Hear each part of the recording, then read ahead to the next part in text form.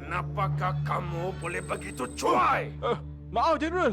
Tapi tak ada siapa ajar macam mana nak on benda tu. Kalau dulu ada ejen Jenny untuk... Day!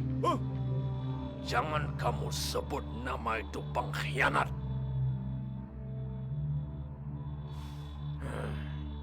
Sekali lagi saya ingatkan, setakat ini suspek telah membuat lebih dari 4 serangan dan setiap kali ia semakin teruk dari yang sebelumnya. Walaupun semua sasarannya adalah berkait dengan teknologi baru, dia langsung tidak melarikan apa-apa. Maknanya, motif dia adalah untuk musnahkan sasaran. Tetapi ada suatu perkara yang paling merungsingkan. Dia tiada di dalam grid. Grid? Grid Information Cyberaya, tempat simpanan data semua orang.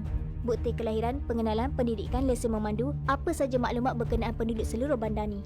Oh. Maksudnya dia tak wujudlah, Day. Hei, buat masa sekarang, saya mahu kamu semua gandakan usaha menyiasat. Kita perlu tahu di mana sasaran yang seterusnya. Bertindak segera.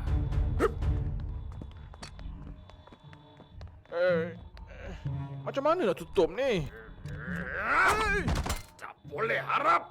Seorang ejen mata sepatutnya mahir dengan teknologi. Macam mana kamu mau menjadi ejen kalau semua alat yang ada kamu tak tahu guna?